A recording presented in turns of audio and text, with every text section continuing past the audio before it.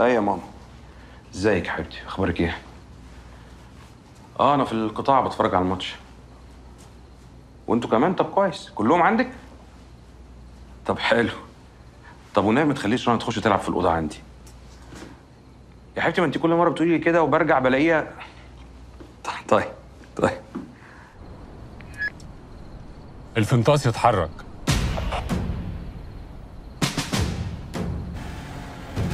بقول لك ايه، هو فنطاس الماء بيجري بسرعه كده ليه؟ على السلاح!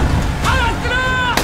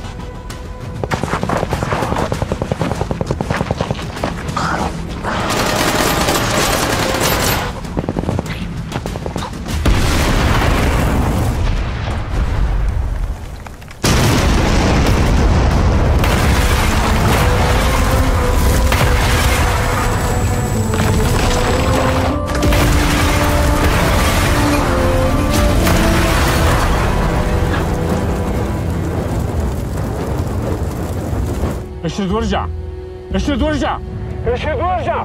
ارجع المزرعه، ارجع المزرعه.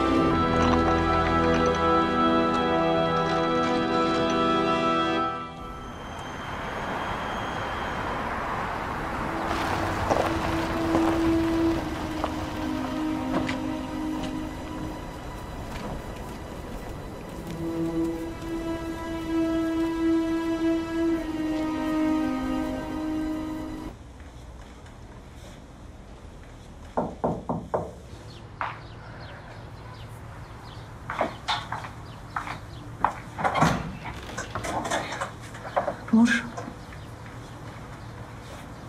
البقاء لله يا نور. ونعم بالله. اتفضل حبيبي، اتفضل. ربنا يطمني عليك. اتفضل يا ابني. تشرب حاجة يا حبيبي؟ لا متشكر يا طنط، ربنا يخليك. اتفضل اقعد. والله أنا قلبي بيتقطع على زمايلك بعد ما سمعت الأخبار، اللي استشهد واللي اتصاب. ربنا يصبر أهاليهم يا رب. ربنا يصبرهم. أنا لميت الحاجة بتاعت إسلام كلها في الشنطة دي. على فكرة بكلمه كتير في التليفون ما بيردش، ورحت له المستشفى قالوا لي إن هو مانع الزيارة، فقلت لهم يقولوا له إن أنا نور اللي بره، فطلعوا قالوا لي إن هو نايم. كان ناقص يعني يقولوا لي بيقول لك نايم. معلش يا ابني، انت عارف الظروف اللي هو فيها، وبعدين إسلام مش عايز يشوف حد ولا حد يشوفه. أنا طول النهار عمالة أعتذر للناس. بس معلش يا طنط، أنا عايزك تحاولي تخليني أقابله وأقعد معاه. طب أروح له النهاردة هقول له، بس عشان خاطري ما تزعلش مني. لا أزعل منه ده إيه؟ إسلام ده أخويا وأنت عارفة كده كويس. طيب أنا مش عايز أطول عليكي، اتكل أنا على الله. ده مش هتتغدى معايا؟ لا مش هلحق، أنا جيت من هناك على هنا على طول، حتى ما روحتش البيت، فلازم أروح عشان أطمنهم عليا. وأنت لو احتجتي أي حاجة في أي وقت يا ريت تكلميني. تسلم لي يا حبيبي، تسلم لي. طيب سلام يا طنط. مع ألف سلامة.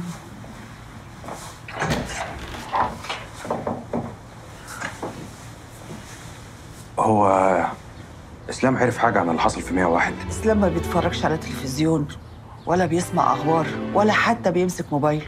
أنا سبته امبارح وما كانش عارف أي حاجة. تمام. سلام يا طنط. مع السلامة يا حبيبي، ربنا يستر طريقك يا رب.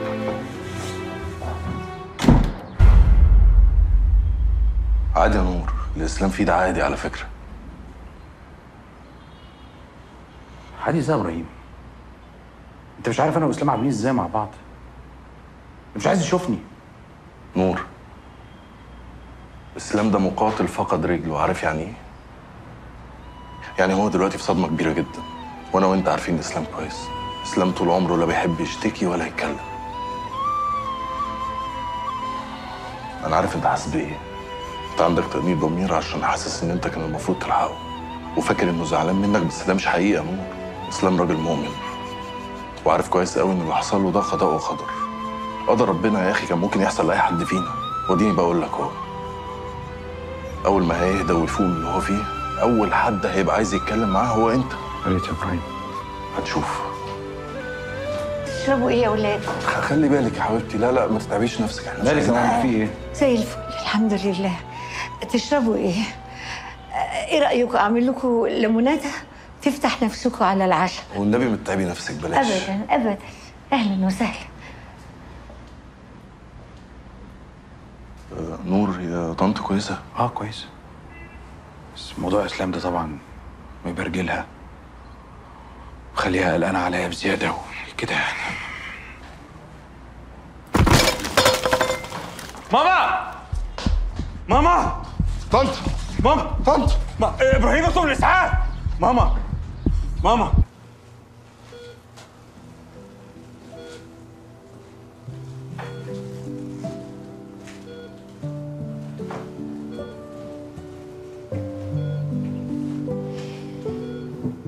يا نور، ايه ده؟ انت صاحي ما نمتش؟ انت اللي صاحيه؟ انا كنت فاكرك نايمه. اخبارك ايه؟ كويسه؟ ايوه يا قلب امك، انا زي الفل الحمد لله. الحمد لله. انت كنت فين؟ نزلت اشرب حاجه في الكافيتيريا تحت. تعال قرب لي. قرب لي.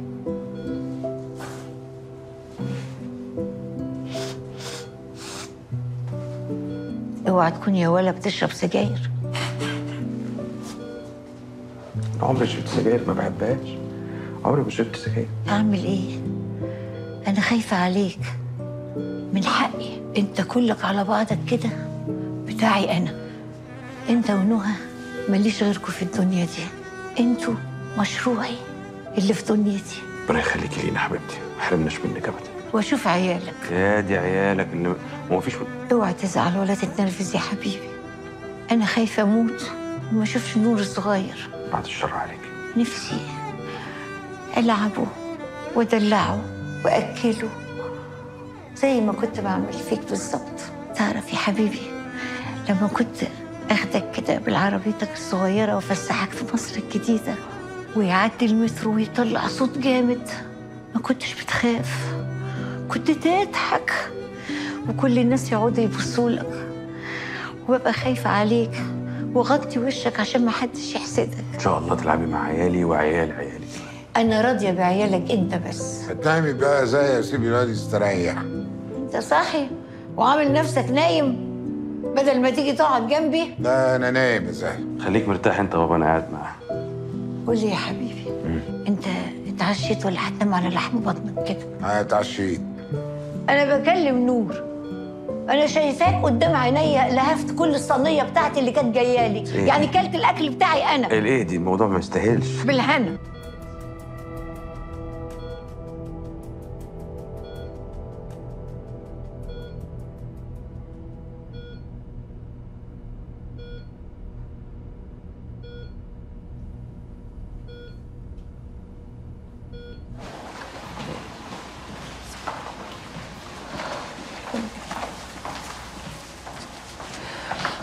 ازيك يا طنط؟ صدق الله العظيم. ازيك يا ابني؟ اخباره ايه اسلام؟ الحمد لله على كل اللي يجيبه ربنا. الحمد لله. انا عايز ادخل اشوفه. طب استنى، انا هخش لا اسال. لا لا لا، خلينا ندخله على طول. طب عشان خاطري اوعى تزعل منه، انت عارف ان هو تعبان قد ايه؟ عارف. ماشي يا حبيبي.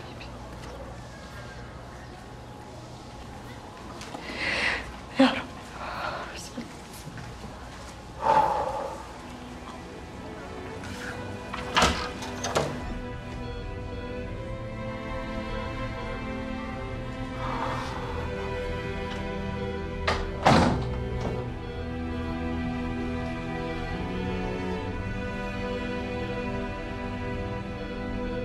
اعمل ايه ياس؟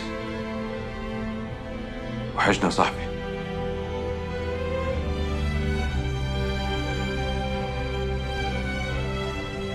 كلمتك كتير يا عم، انت ما ايه تردش ليه كده؟ قلت اطب عليك بقى. انا طول الطريق عمال افكر لما اجي هقول لك ايه. حضرت كلام كتير بس نسيته كله دلوقتي. الحمد لله انك عايش، الحمد لله انك لسه وسطينا، ودي مش اخر الدنيا يعني يا اسلام. لا، اخر الدنيا. انت شايف ان دي مش اخر الدنيا؟ سيبنا يا نور، سيبنا الله يرضى عنك لوحدك. التحاليل والارقام عظيمه خالص. الحمد لله. يعني لو 48 ساعه واستمرت على كده انا هكتب لك خروج فورا. بس انا حاسه ان انا بقيت كويسه يا دكتور. تسمعي الكلام بقى يا زاهي، الدكتور عارف هو بيقول ايه. من فضلك يا دكتور قول لهم ان اللي حصل لي ده مش من الاكل ولا الشرب، عشان من الصبح عمالين يتريقوا عليا هما الاثنين. الرفرفه الوزنيه دي لها اسباب كتير قوي، متعلق بالوراثه وبرضه متعلق بالضغوط النفسيه والتدخين والملح والزيت والسمنه، صح؟ طبعا.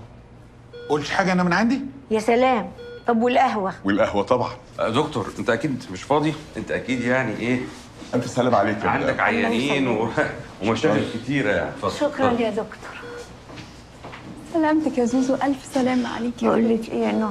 ايه يا زوزو حبيبتي؟ تروحي البيت وتعملي لي اكله حلوه. عامل لك صينية رقاق باللحمة كده حلوة. الله. وشرب. ايه بقى حكايه الكهرباء الزياده دي؟ يعني ايه السبب؟ يعني جات لك منين بقى؟ من خوفي عليكوا انت واختك، ودايما بفكر فيكوا فعليتوا كهربتي. انا واختي اللي عليك. طب والراجل الطيب ده ما عملش حاجه؟ ابوك ده الكهرباء كلها. ألف سلام عليك يا طنط، ما تقلقيش علينا، احنا زي الفل، المهم انت تبقي كويسه. الحمد لله. الله يسلمك يا حبيبي. بقول لك ايه؟ يا دكتوره. جبت لي الحاجات اللي وصيتك عليها؟ جبتها لي؟ والله العظيم موصي صاحبي هيجيبهم لك معايا اخر الاسبوع، ما تقلقيش بقى. يلا. حاجات ايه يا تيتا؟ حاجات بتاعت كبار. تعالي يا نور. ايه يا زوزو حبيبتي قولي. اطلعي شوفي كده في نور بيكلم مين. ما هو قال ايوه يا دكتوره، فيمكن كان مكلم دكتوره عشان خاطرك يا زوزو. دكتورة ايه؟ اطلعي شوفي بيكلم مين وتعالي قولي لي حالا. حاضر. يلا يا حبيبتي. بقول لك ايه؟ ايه ده؟ عندك مصاصه؟ لا. انزلي جيبي مصاصتين وحته كيكه صغيره قد كده اهو. حاضر يا تيتا. يلا يا حلو. استني، تعالي تعالي. لا. تعالي اوصيكي، تعالي. لا. الحمد لله تمام. ماشي الحال. أنا كنت بكلمك عشان أطمن على النقيب إسلام. والله إسلام كويس الحمد لله يعني. طب لو احتجت أي حاجة يعني قول لي. أنا خريجة طب عين شمس بالمناسبة، فيعني زمايلي ودفعتي دكاترة عندك في المستشفى. أكيد لو احتجت حاجة أكلمك. مع السلامة. ماشي مع السلامة.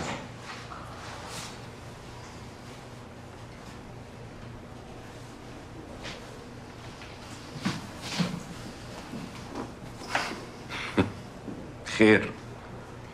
قول لي بقى ايه الحوار؟ عشان ماما بعتاني من الاخر كده عشان اتجسس عليك. مفيش حوار ولا حاجة، دي الدكتورة اللي استقبلت إسلام في العريش قبل ما يتنقل على المستشفى في القاهرة، ودلوقتي بتكلميه بتطمن عليه بس. يعني هي عايزه تطمن على اسلام بس بتكلمك انت. يعني ايه المشكلة؟ الله. بقول لك ايه، لو رحتي قلت لأمك على أي حاجة وبعد كده أمك اصطادتني وقالت لي على الحاجات اللي أنت قلتيها لها، أنا مش هرحمك، فاهم؟ هتعمل ايه يعني؟ معرفش بس والنبي ما تقولي لها، أصل أنت لو قلت لها على حاجة هي مش هتنزل من على وداني وأنت فاهمة، عشان خاطري. قولي بيكلم أي حد، خلاص؟ اتفقنا بس بشرط تشد حيلك كده، ترد المكالمه، تفتح كلام، تنحنح صوتك شويه. أنحنح صوتي؟ ايوه، ما تقفلهاش. مبدئيا كده تحلق شنبك. شنب ايه اللي احلقه؟ انا مش فاهم هو شنبي ده على وشكم انتوا ولا وش انا؟ تعبكم في ايه؟ لا مش هعرف اشوفك يا ابراهيم. اسلام كلمني وجيت له على المستشفى. مش قلت لك هيكلمك؟ طب ما تيجي. لا خليها المره الجايه بقى. طب خلاص ماشي حبيبي، يلا سلام سلام. يقلب الله الليل والنهار إن في ذلك لعبرة لأولي الأبصار والله خلق كل دابة من ماء فمنهم من يمشي على بطنه ومنهم من يمشي على رجلين ومنهم من يمشي على أربع. صدق الله العظيم. أنت لازم تيجي متأخر، ما ينفعش تيجي في ميعادك. يا عم أنت لما كلمتني أنا جيت. طب أعمل إيه؟ أنا زي الفل، عايز أطلع بره أشم هوا 5 دقايق بس. تطلع بره فين؟ هطلع بره أشم هوا، جالي اكتئاب. 5 دقايق، هات الكرسي ده والنبي. يلا نور، أنا قاعد كل ده مستنيك والله.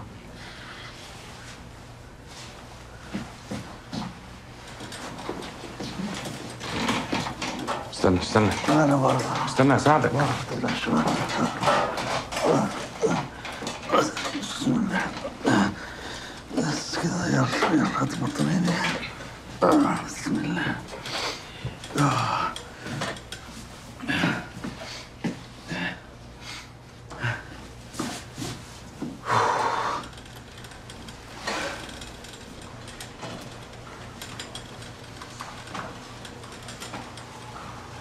برد بره خلي بالك. مش مهم. هو حضرتك رايح فين يا فندم؟ نروح فين؟ 5 دقايق اشم هوا وارجع. يلا نور. ما تخافيش مش هخطف، ارجعهولك. تعالى يا معلم بقى ايه على الكوبري ده وكأنه كوبري ستانلي.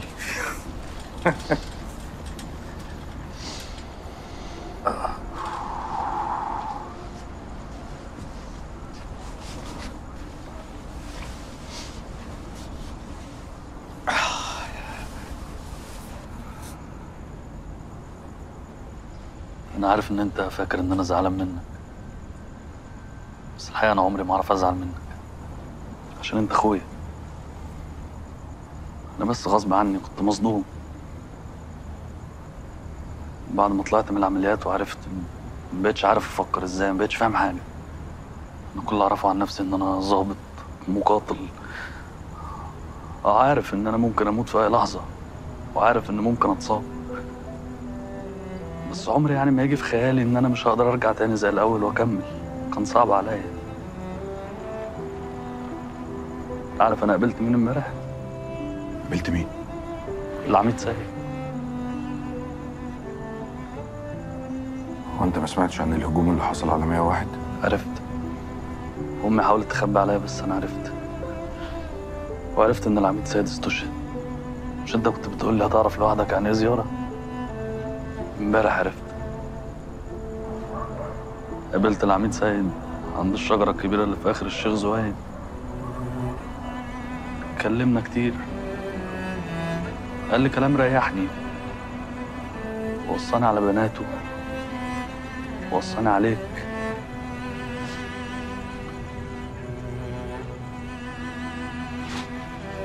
قبل ما يستشهد بيومين كان بيكلمني عنك.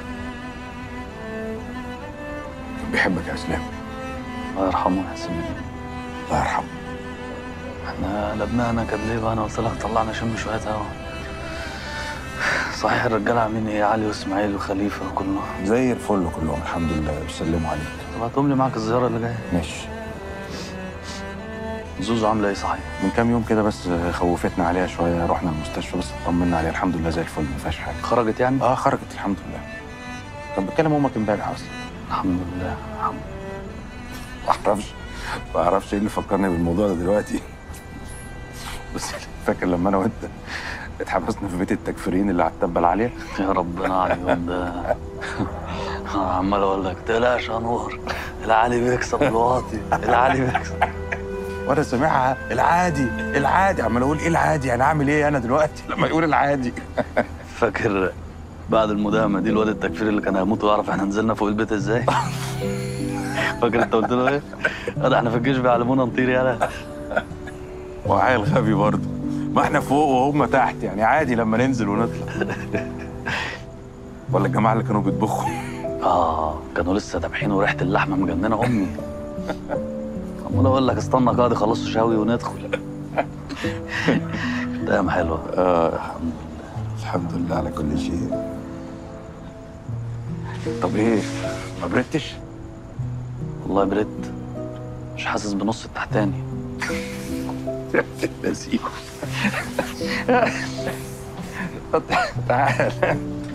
تعال يا فاري.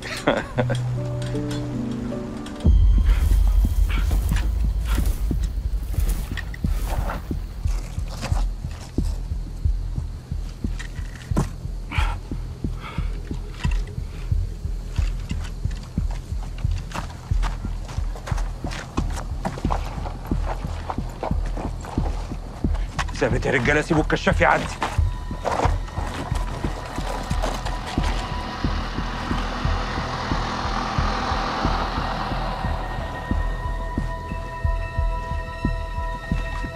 اسماعيل وصل لابوه وبعت العربيه الثالثه.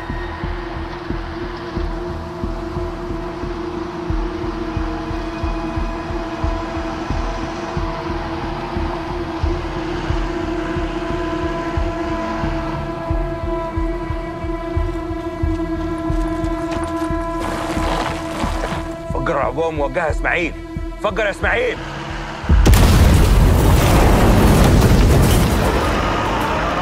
اخر عربيه طبعا.